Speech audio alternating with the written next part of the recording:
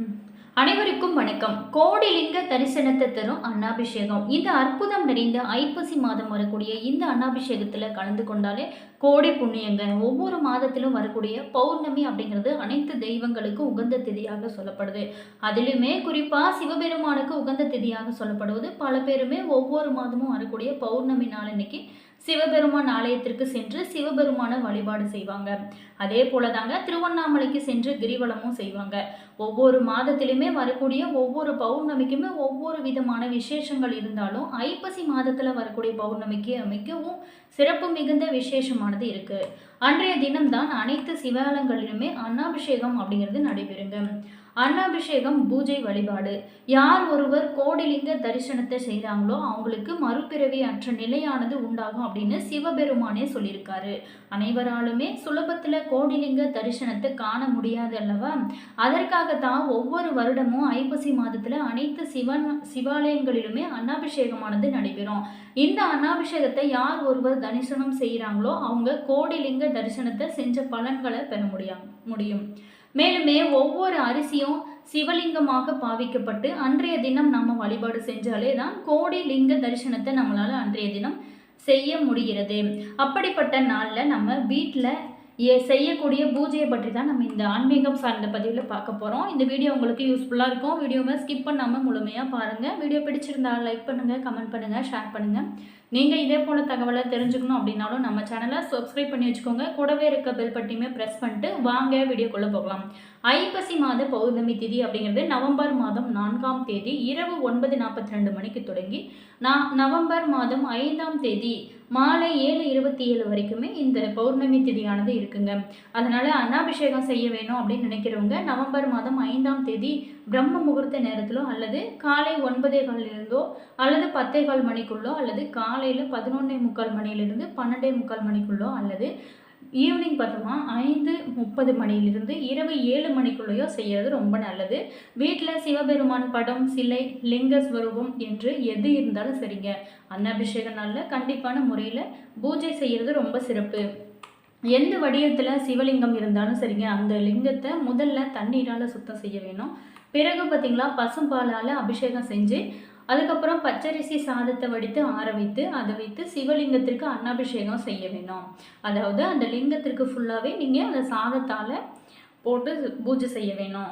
வீட்டில் சிவலிங்கம் இல்லை அப்படிங்கிறவங்க சிவபெருமானோட படத்துக்கு முன்பாக ஒரு வாழை இலையை விரித்து பச்சரிசி சாதத்தை அதில் வைத்து அதில் சிறிதளவு நெய்யை ஊற்றி வழிபாட்டை நீங்கள் செய்யலாம். இப்படி அன்னாபிஷேகம் செஞ்சு முடித்ததுக்கப்புறம் சிவபெருமானுக்கு முன்பாக 5 விளக்கில் நல்லெண்ணெய் தீபத்தை ஏற்றி வைத்துக்கோங்க. நெய்வேத்தியமாக காய்கறிகள், பழங்கள் இது எல்லாத்தையுமே நீங்கள் வைக்கலாம். பிறகு பார்த்தீங்களா ஓம் லிங்கேஸ்வராய நமோ நமக அப்படிங்கிற மந்திரத்தை நீங்கள் 108 முறை சொல்லி கற்பூர தீப தூப ஆராதனை இது எல்லாமே காட்டி வழிபாட்டை நிறைவு செய்யலாங்க. வழிபாட்டை நிறைவு செஞ்சு 2 மணி நேரம் கழித்ததுக்கப்புறம் தான் சிவலிங்கத்திலிருந்து அன்னத்தை எடுக்க வேணும். அப்படி எடுக்கும் பொழுது லிங்கத்தின் மேல் இருக்கக்கூடிய அன்னத்தை எடுக்காம ஆவுடையின் மேலே இருக்கக்கூடிய அன்னத்தை எடுத்து அதில் சிறிதளவு நெய்யை ஊற்றி கலந்து வீட்டில் இருக்கக்கூடிய அனைவருக்குமே நீங்கள் பிரசாதமாக கொடுக்கலாம். லிங்கத்தின் மேலே இருக்கக்கூடிய அன்னத்தை எடுத்து ஓடுகின்ற தண்ணீரிலோ அல்லது காக்கை, குருவிகள் இது எல்லாத்துக்குமே நீங்கள் தானமாக தரலாம். இப்படி செய்வதோடு மட்டும் இல்லாமல் அன்றைய தினத்தில் நம்மளால் முடிந்தளவு அன்னதானத்தை அடுத்தவங்களுக்கு நீங்கள் செய்யும் பொழுது நம்மளுடைய வாழ்க்கையில் இருக்கக்கூடிய அனைத்து விதமான பாவங்களுமே முழுமையாக நீங்கும். இப்படி வருடத்திற்கு ஒரு முறை வரக்கூடிய அன்னாபிஷேக நாளில் அனைவருமே சிவாலயத்திற்கு சென்று சிவபெருமான தரிசனம் செய்வதோடு மட்டுமல்லாமல் நம்மளுடைய வீட்டில் இருக்கக்கூடிய சிவலிங்கத்திற்குமே இந்த முறையில் நீங்கள் வழிபாடு செய்து முழு பலனையுமே பெறுவோம். நினைத்தாலே முக்தியை தரும் முக்தி தலங்களில் முதன்மை தலமாகவும் பஞ்சபூத தலங்களில் இது அக்னி தலமாகவும் போற்றப்படுவது தாங்க திருவண்ணாமலை. இங்கு ஒரு முறையாவது கிரிவலம் வருவது வாழ்நாளில் செஞ்ச பாவங்கள் அனைத்துமே போக்கி நமக்கு பல புண்ணியத்தை கொடுக்கும். நவம்பர் மாதத்தில் வரும் ஐப்பசி பௌர்ணமி அன்னைக்கு திருவண்ணாமலையில் நம்ம கிரிவலம் செல்வது ரொம்ப சிறந்ததுங்க. திருவண்ணாமலை திருத்தலத்தில் மிகவும் முக்கியமான வழிபாடாக சொல்லுவது கிரிவல வழிபாடு தாங்க. திருவண்ணாமலையில் வருடத்தின் அனைத்து நாட்களுமே எந்த நேரமும் கிரிவலம் சென்றால் கூட பலன் கிடைக்கும். கிடைக்கும் அப்படின்னாலும் மிகவும் பிரபலமானதாக சொல்லப்படுவது பௌர்ணமி கிரிவல வழிபாடு தாங்க. மாதந்தோறுமே பௌர்ணமி நாளில் ஆயிரக்கணக்கான பக்தர்கள் திருவண்ணாமலையில் கிரிவலம் செஞ்சு வழிபடுவதை வழக்கமாக வைத்திருக்காங்க. ஒவ்வொரு மாதமே திருவண்ணாமலையில் பௌர்ணமி நாளில் கிரிவலம் செல்வதற்கு ஏற்ற நல்ல நேரத்தை அருணாச்சலேஸ்வரர் கோவில் நிர்வாகமே வெளியிட்டு வருகிறது. அந்த வகையில் பார்த்தீங்களா, இந்த ஆண்டு நவம்பர் மாதத்தில் நவம்பர் 5ஆம் தேதி புதன்கிழமை பௌர்ணமியானது இருக்குங்க. இன்னைக்கு பார்த்தீங்களா, இது சிவ வழிபாட்டிற்கு மிகவும் ஏற்ற சிவபெருமானுக்கு வருடத்திற்கு ஒரு முறை அன்னாபிஷேகம் நடைபெறும் இந்த ஐப்பசி மாத பௌர்ணமி அப்படிங்கிறது கூடுதல் சிறப்புடையதாக சொல்லப்படுது. மேலுமே அஸ்வினி நட்சத்திரமும் பரணி நட்சத்திரமும் இணைந்து வரும் நாளில் ஐப்பசி பௌர்ணமியானது வருது. இன்னும் கூடுதல் சிறப்புங்க. அஸ்வினி நட்சத்திரத்திற்குரிய தெய்வம் சரஸ்வதி தேவி, பரணி நட்சத்திரத்திற்குரிய தெய்வம் யமதர்மராஜா, பரணி நட்சத்திரத்துக்குரிய கிரகம் சுக்கிர பகவான். பொதுவாகவே புதன்கிழமையில் திருவண்ணாமலையில் கிரிவலம் சென்றாலே கல்வி கலைகளில் தேர்ச்சியும் முக்தியுமே நமக்கு கிடைக்குங்க. அதுவும் புதன்கிழமையில் வரும் பௌர்ணமியில் மகாலட்சுமியும் புதன் பகவானையும் வழிபட்டாலே வியாபாரத்தில் லாபமும் தொழிலில் வெற்றியும் பேச்சு வன்மை ஆகியவை எல்லாமே கிடைக்க ஆரம்பிக்கும். இந்த ஆண்டு நவம்பர் மாதத்தில் வரும் ஐப்பசி பௌர்ணமியில் இத்தனை சிறப்புகளும் இணைந்து வரும் இந்த நாளில் திருவண்ணாமலையில் கிரிவலம் செல்வது ரொம்ப உகந்த புண்ணியத்தை கொடுக்குங்க. மேலுமே நவம்பர் 4ஆம் தேதி இரவு 9:43 மணிக்கு துவங்கி நவம்பர் 5ஆம் தேதி இரவு 7:27 மணி வரைக்குமே பௌர்ணமி திதியானது இருக்குங்க. இருந்தால் கூட நவம்பர் 4ஆம் தேதி இரவு 10:36 மணிக்கு துவங்கி நவம்பர் 5ஆம் தேதி மாலை 6:48 மணி வரைக்குமே திருவண்ணாமலை பௌர்ணமி கிரிவலம் செல்ல ஏற்ற நல்ல நேரமாக சொல்லப்படுது. இந்த நேரத்தில் பௌர்ணமி கிரிவலம் வருவது ரொம்ப ஒரு சிறப்பான விஷயங்க. வழக்கமாகவே ஐப்பசி பௌர்ணமியும் பரணி நட்சத்திரமும் இணைந்து வரும் இந்த நாளில் தான் ஈசனோட லிங்க திருமேனிக்கு அன்னாபிஷேகம் செய்வாங்க.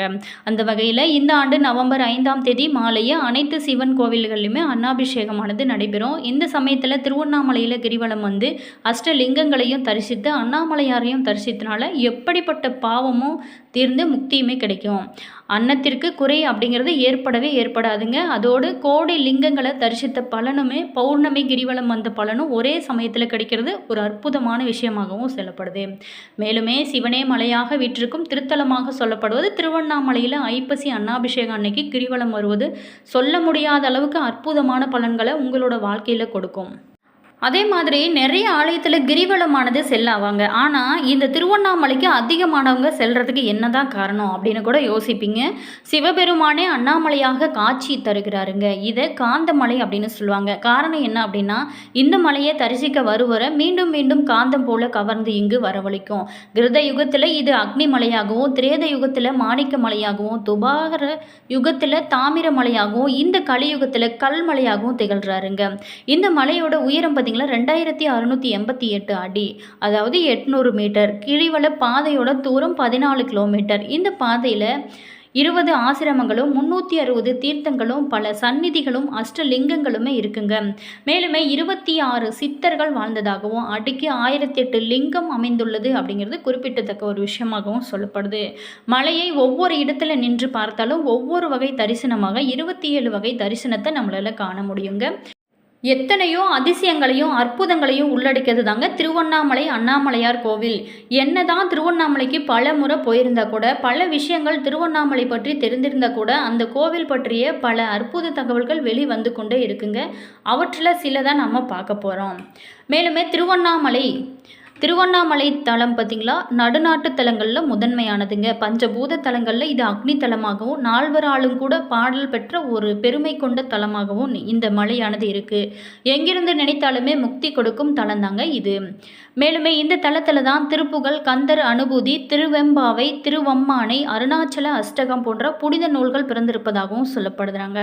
மேலுமே மூர்த்தி, தலம், தீர்த்தம் என்ற 3 வகை சிறப்புகள் கொண்ட தலம் இந்த தலந்தாங்க. பிரம்மன் பார்த்திங்களா திருமாலோட ஆணவம் அழிந்த தலமாகவும், அர்த்தநாரீஸ்வரர் கோலம் கொண்ட தலமாகவும் இந்த திருவண்ணாமலையானது இருக்கு. கார்த்திகை தீபத்தோட மூலத்தலம், அதாவது முதல்ல தீபம் ஏற்றது இந்த தலத்தில் தாங்க. ஆதார தலங்களில் இது மணிப்பூரக தலமாகவும், இந்த தல மலை உச்சியில் ஏற்றப்படும் மகா தீபத்தால் இது உலக புகழ்பெற்ற ஒரு அற்புதமான தலமாகவும் இந்த தலம் இருக்குங்க. இந்த தல மலை உச்சியில் ஏற்றப்படும் மகா தீபத்தால் இது உலக புகழ் பெற்றதாக சொல்லப்படுது. மேலுமே திருவண்ணாமலையில் பார்த்திங்களா அன்னாபிஷேகமானது நடைபெறுங்க. அதில் அனைவருமே கலந்து கொண்டால் உங்களோட வாழ்க்கை மேலும் சிறப்பாக இருக்குங்க. நீங்கள் நினைத்தது எல்லாமே நடக்கும். அதே போல் சோறு கண்ட இடம் சொர்க்கம் அப்படிங்கிற பழமொழிக்கு இது ரொம்ப உகந்ததாக சொல்லப்படுதுங்க. திருவண்ணாமலையில் நம்ம சென்று வந்தாலே நம்மளுடைய பாவங்களானது தீருங்க. கிரிவலம் செல்வது ரொம்ப புண்ணியத்தை உங்களோட வாழ்க்கையில் பல மாற்றத்தையும் கொடுக்கும். என்ன நேயர்களே, இந்த வீடியோவில் ஐப்பசி அன்னாபிஷேகத்தோட சிறப்புகள், இந்த திருவண்ணாமலையில் இருக்கும் அதிசயங்கள் இதெல்லாம் பார்த்தோம். இந்த வீடியோ உங்களுக்கு பிடிச்சிருக்கும் அப்படின்னு நினைக்கிறேன். வீடியோ பிடிச்சிருந்தா லைக் பண்ணுங்கள், கமெண்ட் பண்ணுங்கள், ஷேர் பண்ணுங்கள். நீங்கள் இதே போல் தகவலை தெரிஞ்சுக்கணும் அப்படின்னாலும் நம்ம சேனலை சப்ஸ்கிரைப் பண்ணி வச்சுக்கோங்க. கூடவே இருக்க பெல் பட்டனையுமே ப்ரெஸ் பண்ணிக்கோங்க. அப்போ தான் நாங்கள் போகிற ஒவ்வொரு வீடியோவுமே உடனுக்குடன் நோட்டிஃபிகேஷனாக வந்து சென்றடையும். அதே மாதிரி உங்களோட கருத்து என்ன அப்படிங்கிறதையும் மறக்காமல் கமெண்ட் பாக்ஸ் செக்ஷனில் சொல்லுங்கள். உங்களுக்கு ஜோதிட ரீதியாக ஏதாவது சந்தேகங்கள் இருந்துச்சு அப்படின்னு நினச்சிங்களா, இந்த வீடியோக்கும் கீழே டிஸ்கிரிப்ஷனில் Sri Varahi Amman WhatsApp number, ஜோதிடரோட number கொடுத்துருக்கோம். அந்த நம்பருக்கு நீங்கள் கால் பண்ணி பேசி தெரிஞ்சுக்கலாம். All viewers, thank you.